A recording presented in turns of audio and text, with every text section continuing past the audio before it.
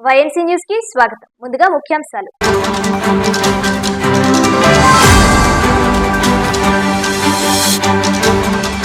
ప్రధానమంత్రి గ్రామ సడక్ యోజన పథకం సిల్వర్ జూబ్లీ సందర్భంగా పంచాయతీరాజ్ శాఖ ఆధ్వర్యంలో 2 రోజుల పాటు జేఎన్టీయూకే అలుమ్ని ఆడిటోరియంలో టెక్నికల్ సెమినార్. ప్రధానమంత్రి గ్రామ సడక్ యోజన పథకం ఫేజ్ 4 లో గ్రామీణ ప్రాంతాల్లో రోడ్లు నిర్మించేందుకు చర్యలు.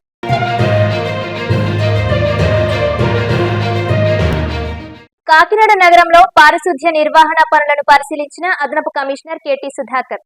అవుట్లెట్ వద్ద పేరుకుపోయే చెత్తను ప్రతి 2 రోజులకు తప్పనిసరిగా తొలగించాలంటూ శానిటేషన్ ఇన్స్పెక్టర్ కు ఆదేశాలు జారీ.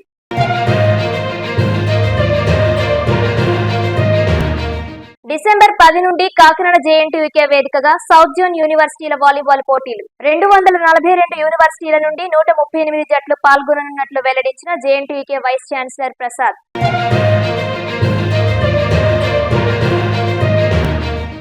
కొత్తపల్లి మండలం ఎండపల్లి జెడ్పీ హైస్కూల్ సంఘటనలో విద్యార్థుల మధ్య జరిగిన ఘర్షణే తప్ప విద్యార్థులపై కుల వివక్షత జరగలేదని స్పష్టం చేసిన ఎంఈఓ వేణుగోపాల్. అపోహలకు పోవద్దని విద్యార్థుల తల్లిదండ్రులకు సూచన.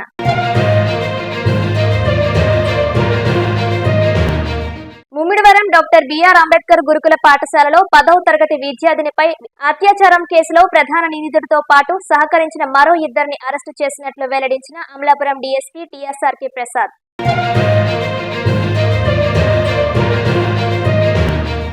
ముమ్మిడివరం డాక్టర్ బిఆర్ అంబేద్కర్ గురుకుల పాఠశాలలో విద్యార్థిని అదృశ్యం తదనంతరం చోటు చేసుకున్న పరిణామాలతో ప్రిన్సిపల్ ఉపాధ్యాయునుల సస్పెండ్ ను నిరసిస్తూ విద్యార్థుల ఆందోళన. పాఠశాల నుండి వెళ్తున్న ప్రిన్సిపల్ ను వెళ్లొద్దంటూ అడ్డుకొని కన్నీరు మున్నీరైన విద్యార్థులు.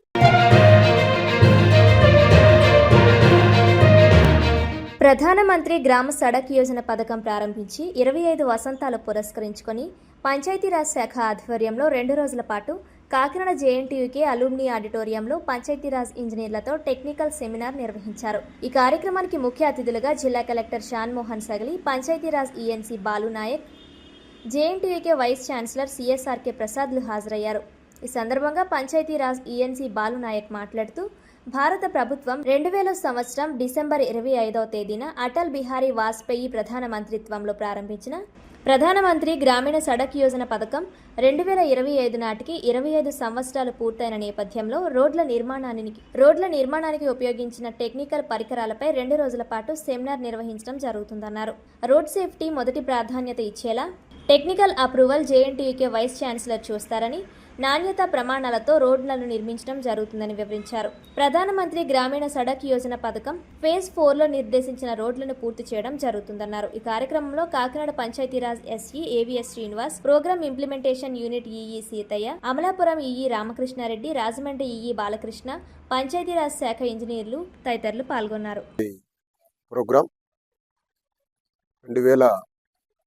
2000లో ఇది స్టార్ట్ చేయడం జరిగింది. పిఎంజేఎస్వై ప్రోగ్రామ్ యాక్చువల్గా 2000 నుంచి 2001 నుంచి శాంక్షన్స్ చేయడం జరిగింది. ఈ రోజుకి అంటే మనకు ఈ నెల డిసెంబర్ 25కి 25 సంవత్సరాలు పూర్తిగా అవుతుంది. కాబట్టి దానిపైన ఈ 25 ఇయర్స్ సెలబ్రేషన్స్ కోసం మనం ఇంతవరకు ఏం చేసాం, ఏ వర్క్ ఎన్ని చేసాం, దానిపైన మన ఏమైనా టార్గెట్ ఎలా ఉన్నాయి, ఎలా మనం దీనిపైన ఎన్ని రకాలుగా మనం రోడ్లు ఎంత వేసాం అనే దానిపైన, ఏ టెక్నాలజీలు వాడాం, ఏం చేసాం అనే దానిపైన ఒకసారి రిమెంబరింగ్ చేసుకోవడానికి ఈరోజు ఈ సెలబ్రేషన్ చేసుకుంటున్నాం. ఆల్ ఇండియా లెవెల్లో చేసుకుంటున్నాం. మన ఆంధ్రప్రదేశ్లో ఈరోజు ఈ కాకినాడ జేఎన్టీయూ ఆడిటోరియంలో ఆ ప్రోగ్రామ్ని చేసుకుంటున్నాం. ఇలాగే స్టేట్ వైడ్ కూడా అక్కడక్కడ ఆల్ జిల్లాల్లో చేస్తున్నారు. ఇది మొదటిగా ఈ 4 జిల్లాలు, కోనసీమ జిల్లాలన్నీ ఏదైతే ఉన్నాయో west while Kakinada and west while east and west Godavari జిల్లాలన్నీ కూడా ఇక్కడ పెట్టడం జరిగింది.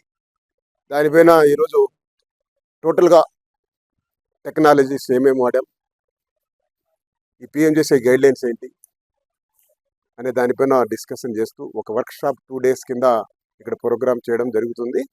ఈరోజు మొదటి దశగా ఈరోజు ఇక్కడ కలెక్టర్ గారు కూడా రావడం జరిగింది.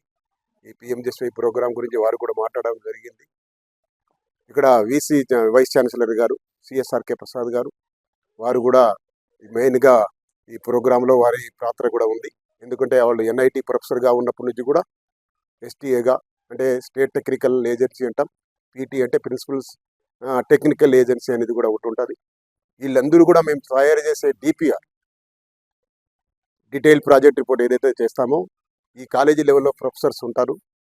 అక్కడ ఎన్ఐటి నుంచి వీరు ఉండేవాళ్ళు. ఎన్ఐటి వరంగల్ కాలేజీ ఒకటి ఉంది, ఇలా ఎస్టీఏ చేసేవాళ్ళు. అలాగే కాకినాడ కాలేజీలో కూడా రాజు గారు ఉన్నారు. అలాగే ఆంధ్ర యూనివర్సిటీలో కూడా ఉన్నారు. అలాగే హైదరాబాద్ వాళ్ళు కూడా ఉండేవాళ్ళు. సో ఈ రోజులో మనం చేసే ప్రతి ఒక్క డిపిఆర్, ప్రతి ఒక్క ఎస్టిమేట్ కూడా, ఈ శాంక్షన్స్ అన్నీ కూడా, ఈ డిపిఆర్స్ అన్నీ కూడా ఈ ఎస్టీఏలు స్క్రూటినీ చేసిన తర్వాత, ఆన్లైన్ ఓమాస్లో ఎక్కించిన తర్వాతే అక్కడ ఎన్ఆర్ఐలో స్క్రూటినీ అయి మనకు ఈసీ జరిగి, అంటే ఎగ్జిక్యూటివ్ కమిటీ మీటింగ్ జరిగిన తర్వాత శాంక్షన్స్ వస్తాయి. అప్పుడు మన ఈ అన్ని వర్క్స్ కూడా అడ్మినిస్ట్రేటివ్ శాంక్షన్ అయితే జరుగుతూ ఉంటాయి. సో ఇవన్నీ కూడా వాళ్ళ పాత్ర కూడా ఉంది. వీళ్ళని కూడా ఇన్వాల్వ్ చేయాలనే ఉద్దేశంతో కాలేజీ వాతావరణంలో ఈరోజు ఈ ప్రోగ్రామ్ చేయడం జరిగింది. దీనిపైన ఈరోజు ఉంది, రేపు ఉంది.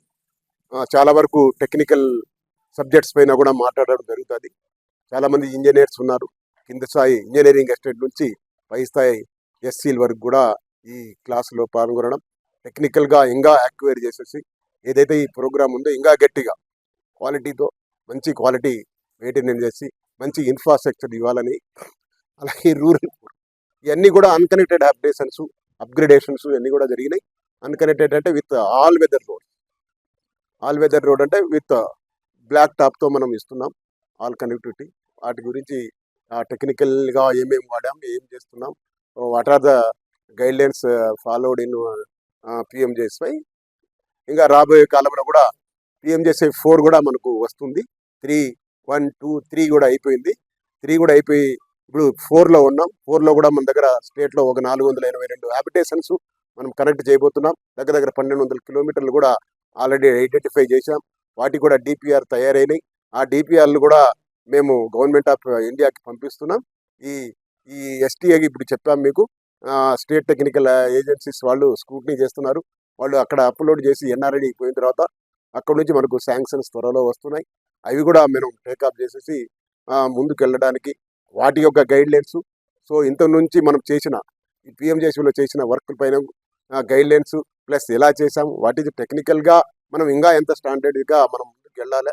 ఈ ప్రోగ్రామ్ కంటిన్యూ ఉంటుంది కాబట్టి దీన్ని సక్సెస్ఫుల్గా ఎలా తీసుకోవాలనే ఉద్దేశంతో ఇంకా కింది స్థాయి వాళ్ళు ఇంకా కొంతమంది కొత్తగా జాయిన్ అయ్యి ఉంటారు ఇంజనీరింగ్ అసిస్టెంట్ నుంచి. వీళ్ళందరూ కూడా వాళ్ళని కూడా ఈ టెక్నాలజీ దీని యొక్క గైడ్లైన్స్ని ఫాలో చేసి వాళ్ళని కూడా ఈ ప్రోగ్రామ్ని ముందుకు తీసుకోవడానికి అనే ఉద్దేశంతో ఈరోజు ఈ 2 రోజుల వర్క్షాప్ పెట్టడం జరిగింది.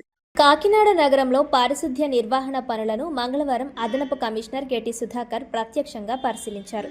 భానుగుడి, రేచర్లపేట, దుమ్ములపేట, రాజు గృహకల్ప సముదాయం సహా పలు ప్రాంతాల్లో పారిశుద్ధ్య పరిస్థితులను ఆయన సమీక్షించారు. దుమ్ములపేట రైల్వే గేట్ వద్ద ప్రధాన డ్రైనేజీ అవుట్లెట్లను పరిశీలించిన అదనపు కమిషనర్ చెత్తను తక్షణమే తొలగించాలని శానిటేషన్ ఇన్స్పెక్టర్కు ఆదేశాలు జారీ చేశారు. అవుట్లెట్ వద్ద పేరుకుపోయే చెత్తను ప్రతి 2 రోజులకు ఒకసారి తప్పనిసరిగా తొలగించాలంటూ సూచించారు. దుమ్ములపేట ప్రాంతంలో వాటర్ పైప్లైన్ లీకేజ్ సమస్యను గుర్తించిన సుధాకర్ వెంటనే మరమ్మతు పనులను చేపట్టాలని వాటర్ వర్క్స్ అధికారులను ఆదేశించారు. ప్రజలకు ఇబ్బందులు రాకుండా పారిశుద్ధ్య, నీటి సరఫరా వ్యవస్థ నిర్వహణలో అలసత్వం ఉండకూడదని స్పష్టం చేశారు. అదనపు commissioner health officer doctor Prithvi Charan, sanitation inspector Radhakrishna తదితర అధికారులు ఈ కార్యక్రమంలో ఉన్నారు. దుమ్ములపేట మున్సిపల్ స్కూల్ దగ్గర ఉన్నామన్నా, ఇక్కడ వాటర్ లీక్ ఒకసారి దుమ్ములపేట మున్సిపల్ స్కూల్ ఉంది.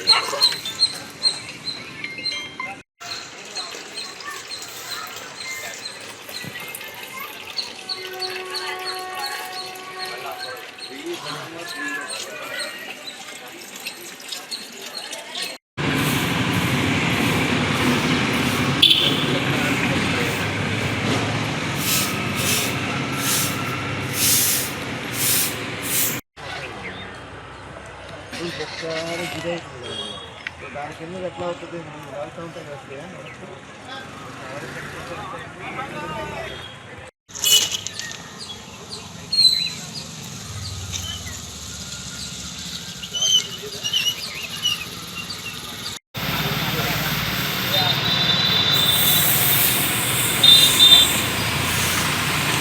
డిసెంబర్ 10 నుంచి కాకినాడ జేఎన్టీయూ వేదికగా సౌత్ జోన్ వాలీబాల్ పోటీలు ప్రారంభం కానున్నాయని వైస్ ఛాన్సలర్ సిఎస్ఆర్కే ప్రసాద్ తెలిపారు. ఈ పోటీలు 5 రోజుల పాటు జరగనున్నాయని ఆయన తెలిపారు. ఈ వాలీబాల్ పోటీలపై మంగళవారం జేఎన్టీయూకే వీసీ ఛాంబర్ హాల్లో విలేకరులతో సమావేశం నిర్వహించి వివరాలను వెల్లడించారు. తెలంగాణ, ఆంధ్రప్రదేశ్, కర్ణాటక, తమిళనాడు, కేరళ, పుదుచ్చేరి రాష్ట్రాల యూనివర్సిటీలకు చెందిన మొత్తం 138 జట్లు పాల్గొననున్నాయని వెల్లడించారు. ఈ కార్యక్రమంలో మొత్తం 2200 మంది క్రీడాకారులు పాల్గొననున్నారని, అన్ని ఏర్పాట్లు పూర్తయినట్లు తెలిపారు. డిసెంబర్ 10 ఉదయం నిర్వహించే ప్రారంభ కార్యక్రమానికి పలువురు గౌరవాధికారులు హాజరవుతారని పేర్కొన్నారు.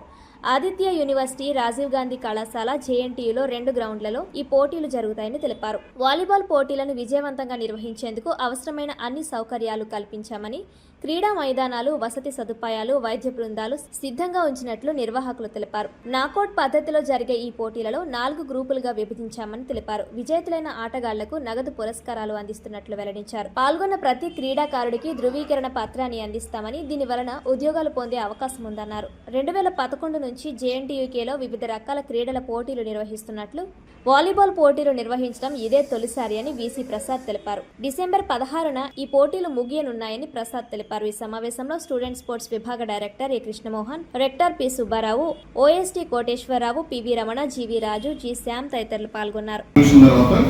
నేషనల్ టీమ్స్ మన నుంచి చాలా మంది వెళ్ళారు. ఎవరు వెళ్ళారో నేను తర్వాత మాట్లాడతాను. మనకి స్పోర్ట్స్ అథారిటీ ఆఫ్ ఆంధ్రప్రదేశ్ అని ఫామ్ అయింది. వీళ్ళు ఫామ్ అయిన తర్వాత ప్రతి జిల్లా కేంద్రంలోనూ ఈ క్రీడా మైదానాలు పెట్టడం, వాలీబాల్ని ఎంకరేజ్ చేయడం జరిగింది.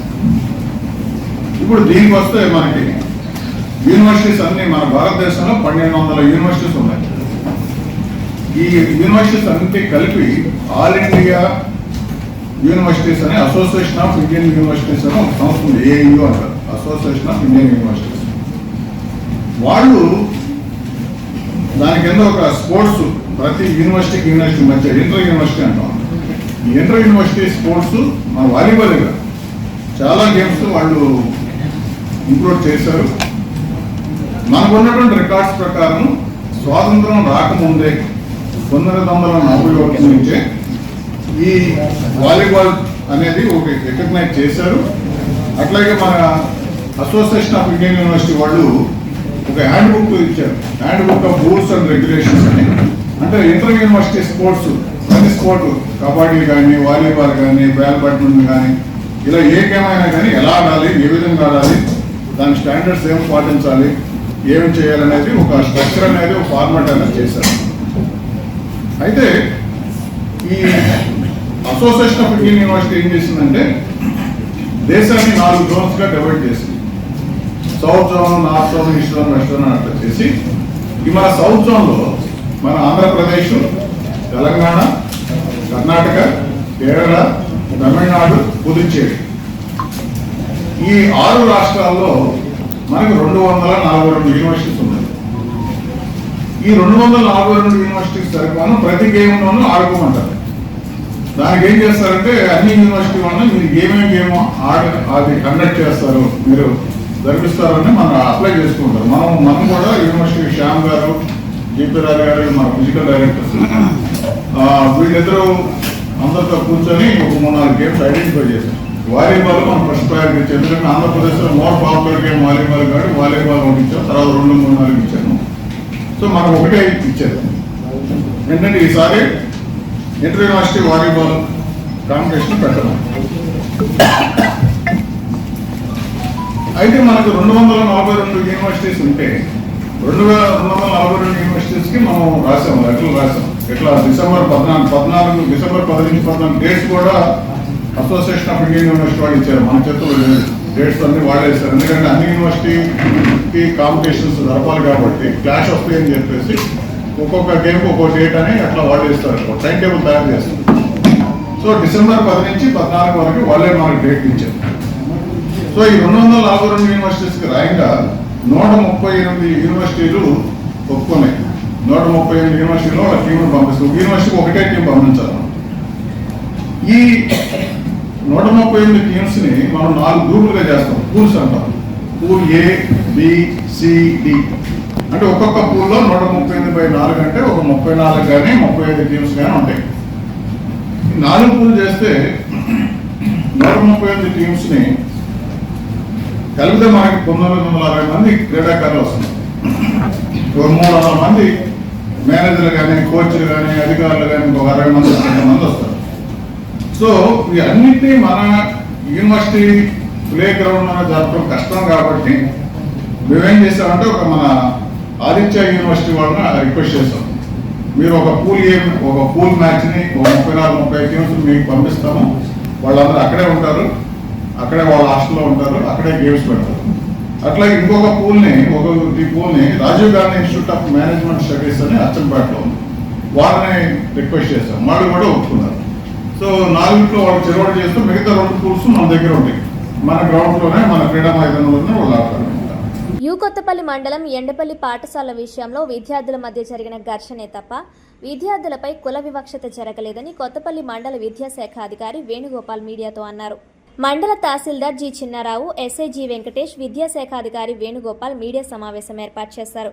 ఈ సందర్భంగా ఎంఈఓ వేణుగోపాల్ మాట్లాడుతూ ఎండపల్లి హైస్కూల్లో గత నెల 28వ తేదీన జరిగిన పిల్లల మధ్య వివాదంలో ఒకరికొకరు ఘర్షణ పడ్డ విషయంపై ఉపాధ్యాయులు ఇరు వర్గాలను మందలించడం జరిగిందని, అదే విషయం పిల్లల తల్లిదండ్రుల దృష్టికి తీసుకువెళ్లడంతో పిల్లలు చెప్పిన మాటలను తల్లిదండ్రులు అపార్థం చేసుకుని పాఠశాలలోని ఉపాధ్యాయులపై ఘర్షణకు దిగడంతో అదే రోజు తాము పాఠశాలకు చేరుకొని సమస్యను విద్యార్థుల తల్లిదండ్రులతో మాట్లాడి విషయాన్ని చక్కదిద్దడం జరిగిందన్నారు. అయినప్పటికీ పిల్లలు తల్లిదండ్రుల యొక్క మనోభావాలు దెబ్బతీయకూడదనే భావంతో విషయం ఉన్నతాధికారుల దృష్టికి తీసుకువెళ్లి ఈ సంఘటనలో భాగమైనటువంటి పాఠశాల ప్రధానోపాధ్యాయుడు అలాగే ఇంగ్లీష్ టీచర్, పీడీ టీచర్ని వేరువేరు పాఠశాలలకు బదిలీ చేయడం జరిగిందని ఎంఈఓ మీడియాకు వివరించారు. ఇంతటితో ఈ విషయాన్ని వేరే కోణంలో చూడకుండా పిల్లల భవిష్యత్తు దృష్టిలో పెట్టుకుని ఏ విధమైన అపోహలకు పోవద్దని విద్యార్థుల తల్లిదండ్రులకు ఎంఈఓ వేణుగోపాల్ తెలిపారు. నమస్కారం అండి. ఉప్పాడు కొత్తపల్లి మండలం జెడ్పిహెచ్ఎస్ ఎండపల్లి నందు చిన్న దురదృష్టకర సంఘటన జరిగింది. 28 నవంబర్ 2025న ఇద్దరు 8th క్లాస్ పిల్లలు స్కూల్ ఆవరణ బయట ఘర్షణ పడి వాళ్ళిద్దరూ ఏదో మాట అనుకుంటే ఇంకొక 6 పిల్లలు వారితో జత కలిసి వాళ్ళు ఘర్షణ పడి ఒక విద్యార్థిని కొట్టడం జరిగింది. ఇది గమనించిన మిగిలిన విద్యార్థులు పాఠశాలలోకి వచ్చి ఉపాధ్యాయులకు చెప్పడంతో వారిని పిలిచి మందలించి వారిని ఇంటికి పంపించి తల్లిదండ్రులను తీసుకురావాల్సిందిగా కోరడమైంది. ఈ సంఘటనలా జరిగితే విద్యార్థులు ఇంటికి వెళ్ళి వాళ్ళు తల్లిదండ్రులకి చెప్పిన విధానంలో వాళ్ళు మానసికంగా ఇబ్బంది పడి పాఠశాలకు వచ్చి ప్రధానోపాధ్యాయుని ప్రశ్నించడం జరిగింది. ఇది చిన్నపిల్లల మధ్య జరిగిన ఘర్షణ. దాన్ని మనం ఆ రకంగానే చూడాలి. ఈ ఘర్షణలో పాఠశాల ఉపాధ్యాయులు లేదా ప్రధానోపాధ్యాయులు ఇన్వాల్వ్మెంటు లేదా వారు చేసిన తీవ్రమైన తప్పిదాలు ఏమీ లేవు. పిల్లల్ని ఇంటికి వాళ్ళని పేరెంట్స్ తీసుకురమ్మడంలో ఈ క్రమంలో తల్లిదండ్రుల మనోభావాలు దెబ్బతినడం వల్ల ఈ సమస్య ఉత్పన్నమైంది. వెంటనే మేము ఈ విషయాన్ని సంబంధిత అధికారులకు అందరికీ తెలపడం జరిగింది. వాళ్ళు విషయాన్ని పూర్వాపరాలను పరిశీలించి సమస్య జటిలం కాకూడదనే ఉద్దేశంతో ఎవరైతే ఈ సమస్యకి కారణభూతులని భావించారో వారందరినీ కూడా డెప్యుటేషన్ మీద తాత్కాలికంగా పక్క స్కూల్కి పంపడం జరిగింది. దీనితో అక్కడ ఘర్షణపూర్వక వైఖరిని వాతావరణాన్ని లేకుండా చేసాం. వెంటనే సబ్జెక్ట్ టీచర్లు కొరత లేకుండా ఇంకొక టీచర్ని కూడా అక్కడ అపాయింట్ చేయడం జరిగింది. ఆయన విధుల్లో జాయిన్ అవ్వడం కూడా జరిగింది. విద్యార్థులకి చదువులకు ఆటంకం లేకుండా, పాఠశాల వాతావరణంలో ఇబ్బందికర పరిస్థితులు లేకుండా మేము ఈ రకమైన ఏర్పాటు చేయడం జరిగింది.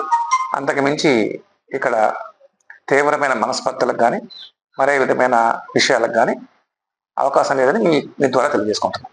డాక్టర్ బిఆర్ అంబేద్కర్ కోనసీమ జిల్లా ముమ్మిడివరం డాక్టర్ బిఆర్ అంబేద్కర్ బాలికల గురుకుల పాఠశాలలో 10వ తరగతి చదువుతున్న విద్యార్థిని అత్యాచారం జరిపిన కేసులో ప్రధాన నిందితుడితో పాటు సహకరించిన మరో ఇద్దరిని అరెస్టు చేసినట్లు అమలాపురం డీఎస్పీ టీఎస్ఆర్కే ప్రసాద్ తెలిపారు.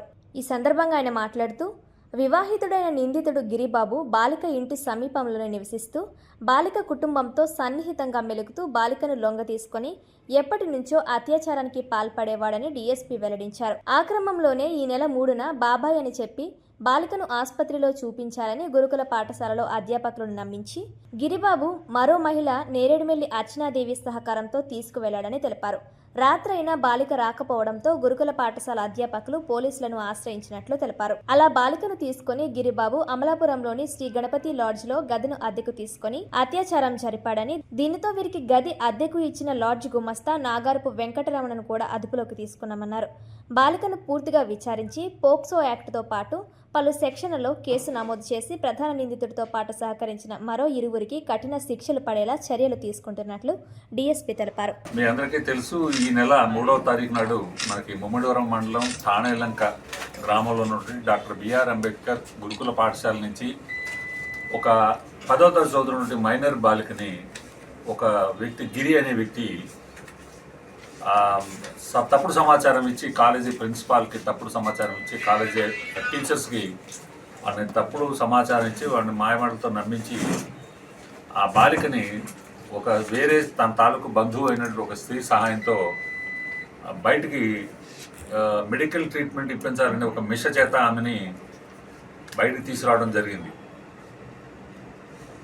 కాలేజీ అడ్మినిస్ట్రేటర్స్ అండ్ టీచర్స్ వాళ్ళు కూడా ఆ అమ్మాయికి తరచూ గతంలో మెడికల్ ట్రీట్మెంట్స్ అవసరమైనాయి కాబట్టి ఆమె గతంలో ఉన్నటువంటి కడుపులో నొప్పి ఉండటం, ఆమెకి అమలాపురం ముమ్మిడివరంలో ఉన్నటువంటి మంజీరా హాస్పిటల్లో తరచూ ట్రీట్మెంట్ ఇప్పించడం, ఆ విషయం తండ్రి ఉండగా కూడా చేయడంతో నమ్మి ఆమెని వాడికి ఇవ్వడం జరిగింది.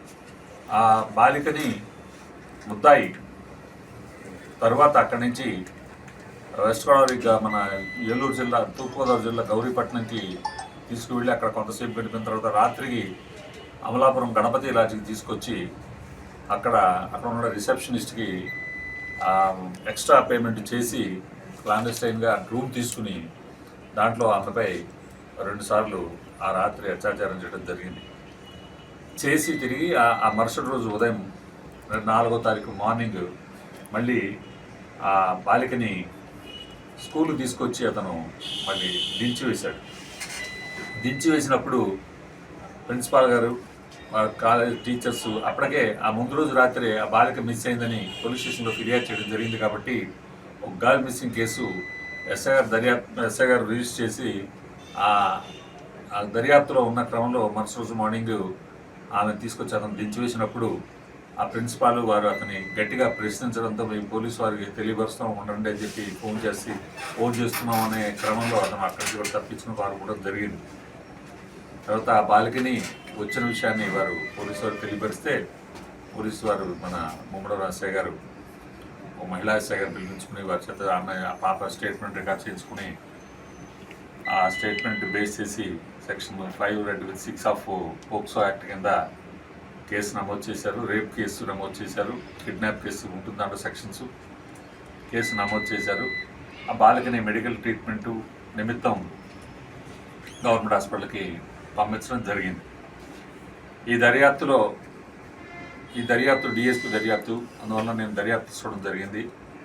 ఈ దర్యాప్తులో భాగంగా మా ఎంక్వైరీలో, మా ఇన్వెస్టిగేషన్లో తేలింది ఏంటంటే ఈ బాలికని గత చాలా కాలంగా ఈ ముద్దాయి అయినటువంటి మోకా గిరిబాబు అనే వ్యక్తి ఈమె పట్ల లైంగికంగా ఆమె మీద చాలాసార్లు అత్యాచారం చేయడం జరిగింది.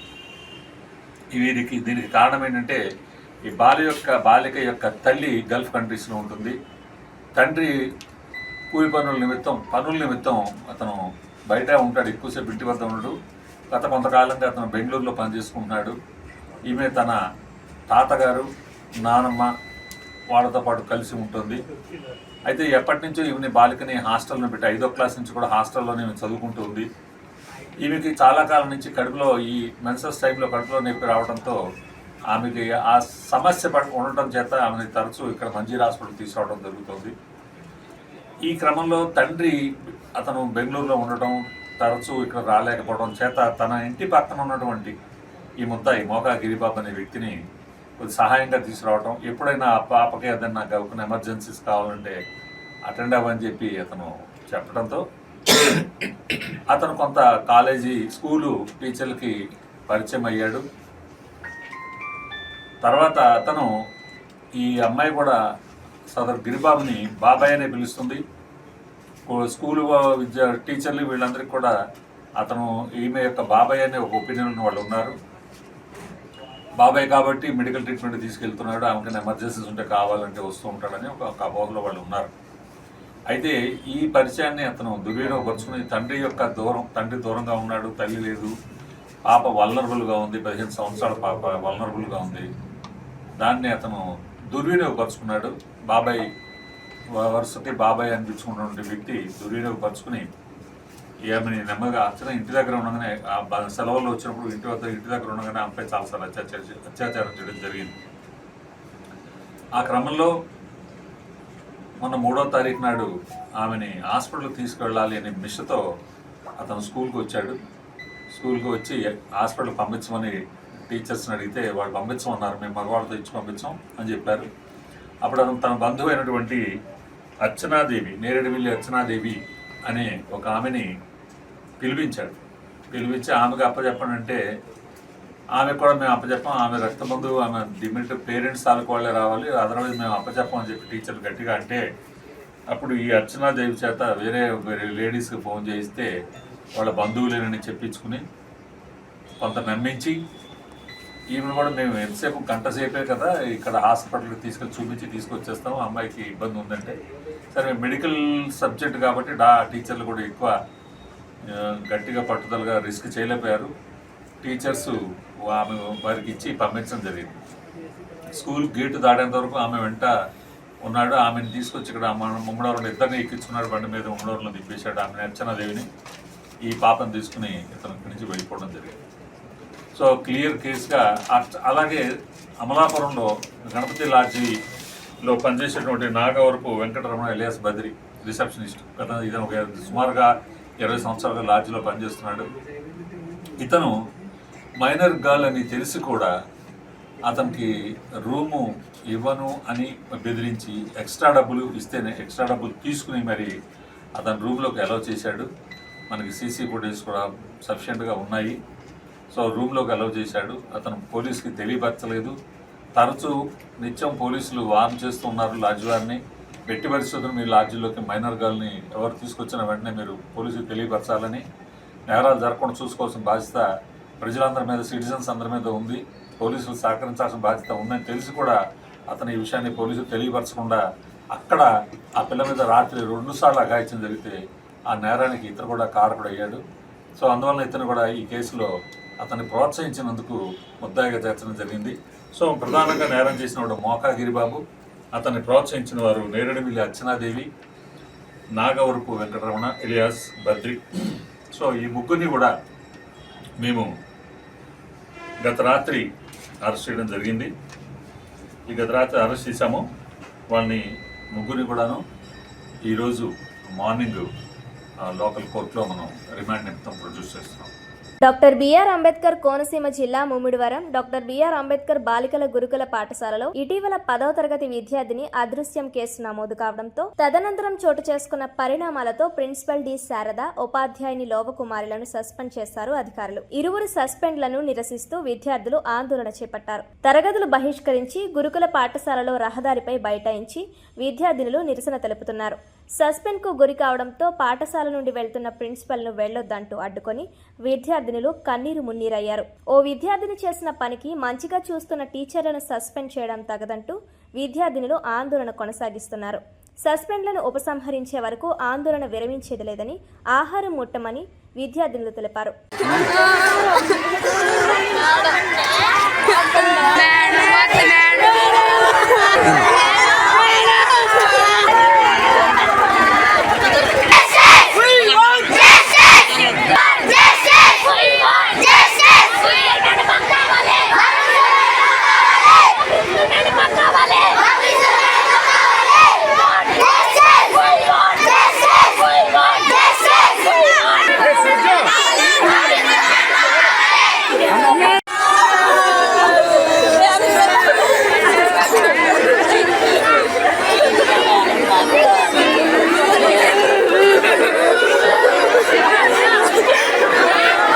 నేను ఈ పాఠశాలలో సెకండ్ ఇయర్ బైపీసీ చదువుతున్నాను.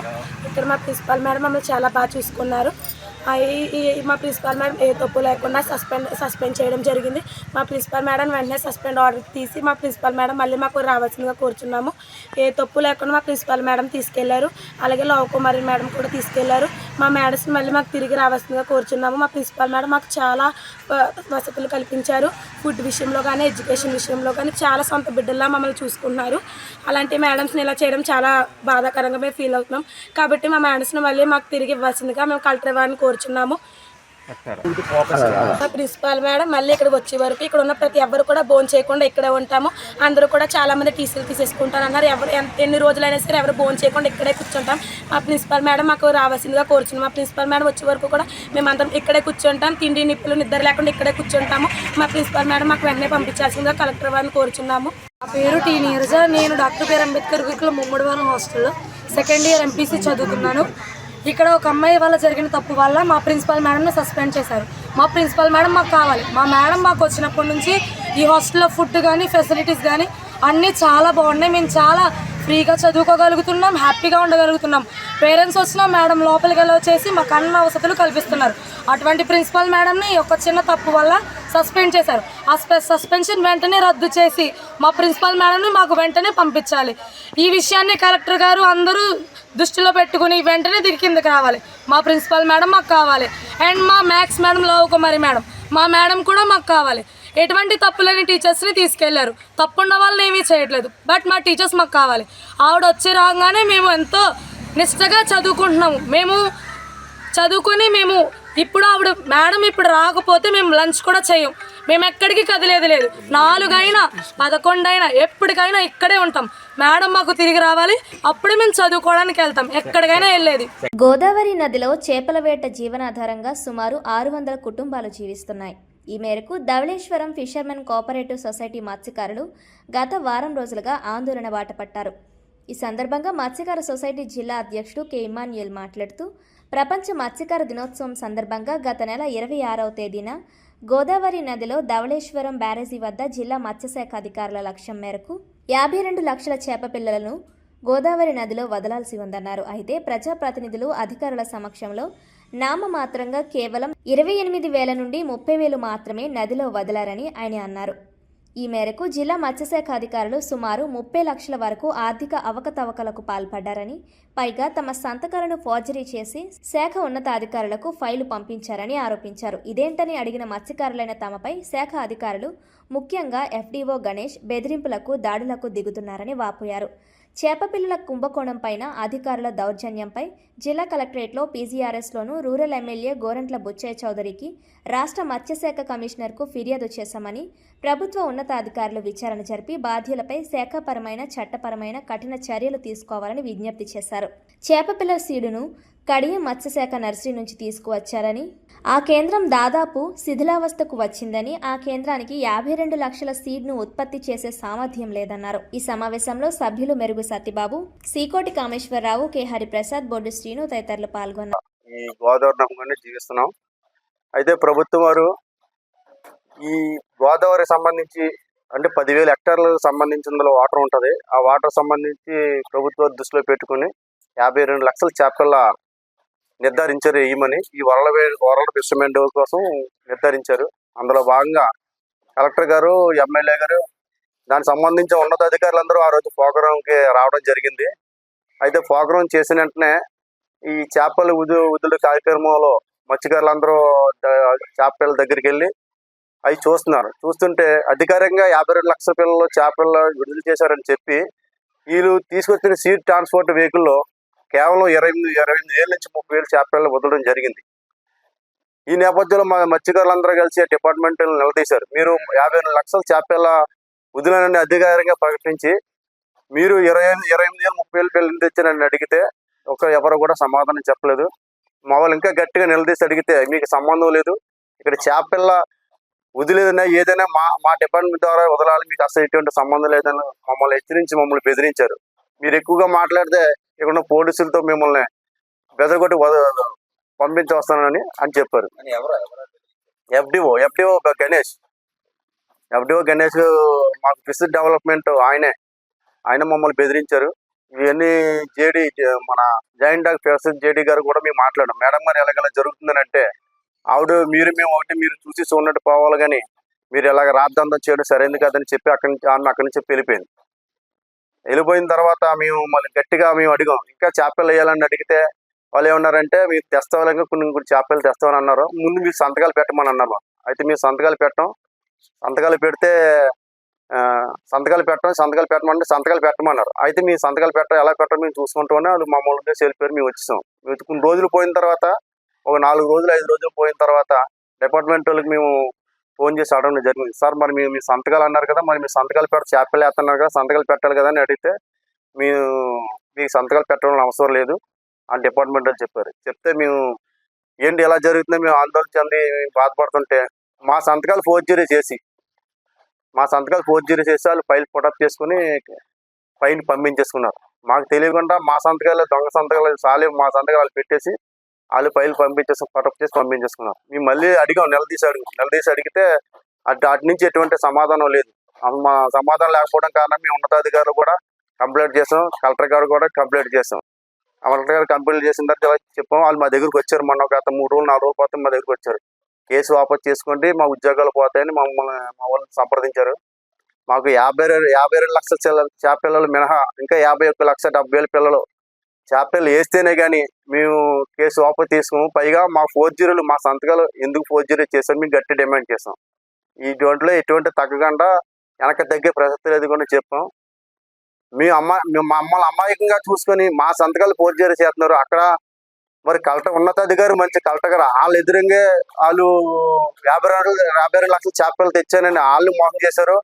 ఎమ్మెల్యే గారు ఎదురు కూడా వాళ్ళు 52 లక్షల చేపలు తెచ్చారని వాళ్ళు మోసం చేశారు. మొత్తం ఉన్నతాధికారులు అందరూ కూడా ఫిష్ డిపార్ట్మెంట్ మోసం చేశారు. అసలు మాకు అర్థమయ్యేది ఏంటంటే మత్స్యకారులను మాకు ప్రతి సంవత్సరం గవర్నమెంట్ సబ్సిడీ ఇస్తుంది. అయితే ఈ డిపార్ట్మెంట్లే ఇక్కడ ఉన్న అధికారులే మా సంతకాలు దొంగ సంతకాలు పెట్టుకొని ఆ సబ్సిడీ డబ్బులు వాళ్ళు దొబ్బేస్తున్నారా? అది మాకు ఈ విషయం తెలిసి కానీ మాకు చాలా ఆందోళన కూడా కలుగుతుంది. దీని మీద పూర్తి విచారణ చేయాలి. వాళ్ళ మీద పూర్తి విచారణ చేసి మాకు మాత్రం ఖచ్చితంగా గోదావరి నమ్ముకున్న వాళ్ళు మేమే చేపల వృత్తిమేనే బతుకుతున్నాం. దీని మీద మాకు మళ్ళీ ఈ 30,000 మినహా 51,70,000 చేపలు వేసి వాళ్ళ మీద మరి తగు విచారణ జరిపించాలని కోరుతున్నాం. యూకొత్తపల్లి మండలం ఎండపల్లి దళిత విద్యార్థులపై జరిగిన కుల వివక్షతను రాజకీయ లబ్ధి కోసం వాడుకోవడం సిగ్గుచేటని ఇండిపెండెంట్ సోషల్ యాక్టివిస్ట్ బొజ్జ ఐశ్వర్య మండిపడ్డారు. యూకొత్తపల్లి మండలం ఎండపల్లి గ్రామంలో వివక్షతకు గురైన బాధిత స్కూల్ విద్యార్థుల కుటుంబ సభ్యులతోనూ విద్యార్థులతోనూ మాట్లాడి జరిగిన విషయాన్ని అడిగి తెలుసుకున్నారు. ఈ సందర్భంగా ఆమె మాట్లాడుతూ విద్యాబుద్ధులు నేర్పవలసిన ఉపాధ్యాయులే విద్యార్థులపై కుల వివక్షత చూపిస్తూ దూషణలకు పాల్పడడంపై ఆమె మండిపడ్డారు. చిన్న వయసు నుండే చదువుకునే పిల్లల్లో కులం అనే బీజాన్ని నాటడమే కాకుండా దళిత విద్యార్థుల మనోభావాలు దెబ్బతీసే విధంగా తల్లిదండ్రుల వృత్తులను హేళన చేస్తూ మాట్లాడిన హెడ్ మాస్టర్ సురేష్ భూషణంపై, కులం పేరుతో దూషించిన ఇంగ్లీష్ మాస్టర్ శ్రీనుబాబులపై అధికారులు కఠిన చర్యలు తీసుకోవాలని అన్నారు. అనంతరం మండల విద్యాశాఖ అధికారితో మాట్లాడి ఈ ఘటనపై పూర్తి విచారణ చేపట్టి కులం పేరుతో దూషించిన ఉపాధ్యాయులపై ఎస్సీ ఎస్టీ అట్రాసిటీ కేసు నమోదు చేయాలని డిమాండ్ చేశారు.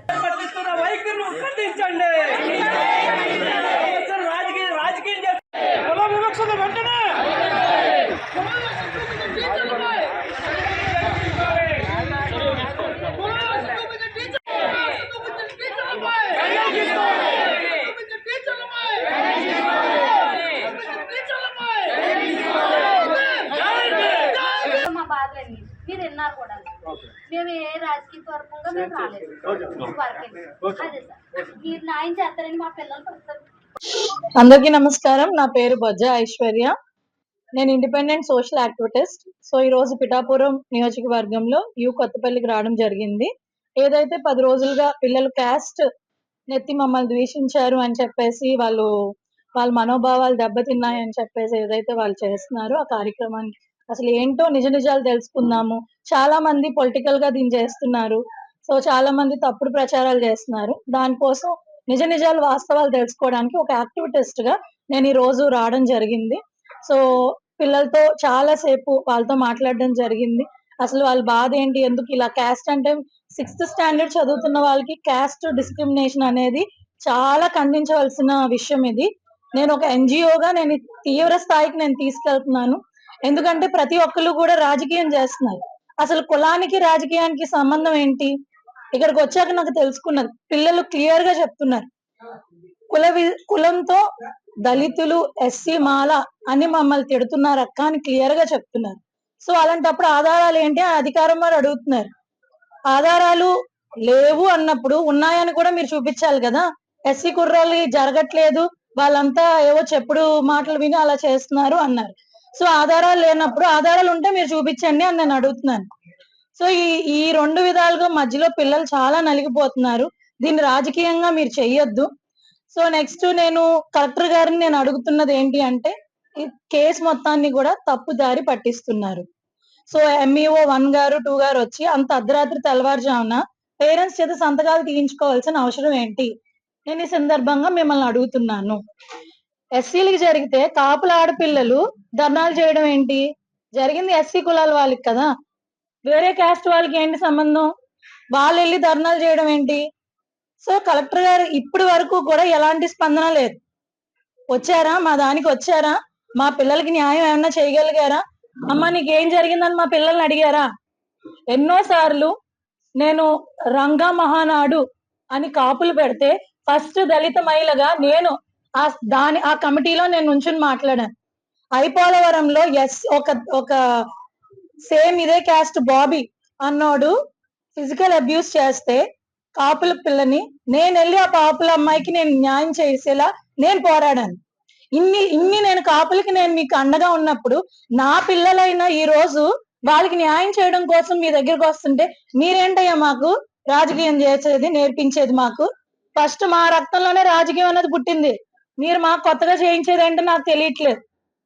మీరందరూ ఒకటైపోయి ఇప్పుడు నిన్నటి నుంచి నాకు ఫోన్స్, కాపులు, పెద్ద కాపులు అంటే ఎవరెవరో పిఠాపురం నుంచి, అమ్మ దీన్ని ఎందుకమ్మా ఇంత ఇష్యూ చేస్తున్నారు? అరే మాకు బాధ, నా పిల్లలు మనోభావాలు దెబ్బతీసాయ్యా. మాలాంటి వాళ్ళందరూ మేము వచ్చి నుంచుంటాం. చిన్న వయసు నుంచి వాళ్ళు ఇలాంటి వివక్షత ఎదుర్కొన్నారు అంటే వాళ్ళే టెర్రరిస్టులు, మావోయిస్టులు, నక్సలైట్లు అయ్యేది మా జాతి వాళ్ళు ఎక్కువ మంది ఉంటారు. సో దీన్ని నేను తీవ్రంగా ఖండిస్తున్నాను. పిల్లలకి ప్రతిదీ కూడా నేను వాళ్ళకి చెప్పాను, అరే మనం కేవలం పెన్నుతోటే సాధించాలి, గొడవ ఏమన్నా ఉంటే మా దళిత నాయకులు మేము చూసుకుంటాం, ఇర్రెస్పెక్టివ్ ఆఫ్ ఎవ్రీ పార్టీ. నేను ప్రతి సంఘాన్ని, దళిత సంఘాలు నేను ఆహ్వానిస్తున్నాను. ఈ రోజు పిల్లలకి జరిగింది, రేపు పొద్దున ఆడపిల్లలకి జరుగుతుంది. అయ్యో వీళ్ళెవరు రారులేరా, మనం ఇంక వదిలేసుకోవడం అని ప్రతి ఒక్కరు 10 రోజుల నుంచి చదువు స్కూల్కి వెళ్ళట్లేదు వాళ్ళు. సో ఇలాంటివన్నీ కూడా తీవ్రంగా ఖండించడానికి దీన్ని ఇంకా ముందుకు తీసుకెళ్తున్నాం. సో ఎవడో పిచ్చనా కొడుకు వచ్చి కంప్లైంట్ ఏమీ ఇవ్వలేదు కదా అని ఏదో పోస్టులు పెట్టుకున్నాడు. సో ఈ రోజు పిల్లల చేత వాళ్ళ మదర్ బాధితులు ఎవరైతే ఉన్నారో విక్టిమ్స్ చేత మేము ఎస్ఐ గారు కంప్లైంట్ ఇవ్వడం జరిగింది. So in front of all Dalit leaders. So ఖచ్చితంగా FIR అనేది నమోదు చేయాలి. తప్పు దాడి పడిస్తున్న ప్రతి అదవిని కూడా ఇంక్లూడ్ చేయాలి. అది మా క్యాస్ట్ అయినా పర్వాలేదు, ఎందుకంటే అమ్ముడు పోవడాలు ఎక్కువైపోతున్నాయి. ఈ రోజు అట్రాసిటీ కేసులు అనేది ఖచ్చితంగా వర్తిస్తాయి. ఎవరైతే ఇంగ్లీష్ ఉన్నాడో ఆయన కాపాలంట, సో ఆయన మీద ఖచ్చితంగా అట్రాసిటీ అనేది వర్తిస్తుంది. నెక్స్ట్ అఫీషియల్ అథారిటీస్ ఎవరైతే ఉండి అన్నారో వాళ్ళందరి మీద కూడా వర్తిస్తుందని నేను ఈ సందర్భంగా తెలియజేస్తున్నాను. అలానే కలెక్టర్ గారికి నేను హెచ్చరిస్తున్నాను, సార్ మీరు కానీ దీని మీద దృష్టి పెట్టి పిల్లలకి న్యాయం చేయకపోతే మీ ముందు ధర్నా కూర్చుంటామని చెప్తున్నాను. నిరాహార దీక్షకి కూర్చోడానికి మేము సిద్ధంగా ఉన్నాం. తక్షణమే మీరు కొత్తపల్లి వచ్చి పిల్లలతో మాట్లాడి మీరు న్యాయం చేయాలి. అలానే చాలా మంది చెప్తూ ఉన్నారు అదేదో గ్రూపులు ఉన్నాయి, సో కాపులందరికి ఒక గ్రూప్ ఉంది, వేరే క్యాస్ట్ వాళ్ళకి ఒక గ్రూప్ ఉంది అని చెప్తున్నారు. దళితులు అంటే వీళ్ళు స్కూల్కి వస్తే వాళ్ళు స్కూల్కి రారంట. 6వ తరగతి చదువుతున్న పిల్లలకి ఈ ఈ రాజ్యం ఏంటో నాకు అర్థం కావట్లేదు. ఈ పాలిటిక్స్ ఏంటి? దళితులు స్కూల్కి వెళ్తే వాళ్ళు రారంట. ఇది మరి ఎలాగా దీన్ని సెటిల్ చేస్తారన్నది నాకు తెలియదు. నా పిల్లలకి న్యాయం జరిగేంత వరకు మేము పోరాడుతూనే ఉంటాం. అసలు ఈ విషయంలో తగ్గేదే లేదు. ఇది ఇలాగే నేను ముందుకెళ్తూ ఉంటాను. నాకు సపోర్ట్ చేస్తున్న ప్రతి ఒక్కరికి కూడా పేరు పేరు ధన్యవాదాలు తెలియజేస్తూ జై భీమ్. ఈ వార్తలు ఇంతటితో సమాప్తం. తిరిగి వచ్చే బులెటిన్లో మళ్ళీ కలుద్దాం. అంతవరకు సెలవు. నమస్కారం. మరిన్ని అప్డేట్స్ కోసం చూస్తూనే ఉండండి వైఎన్సీ మీడియా.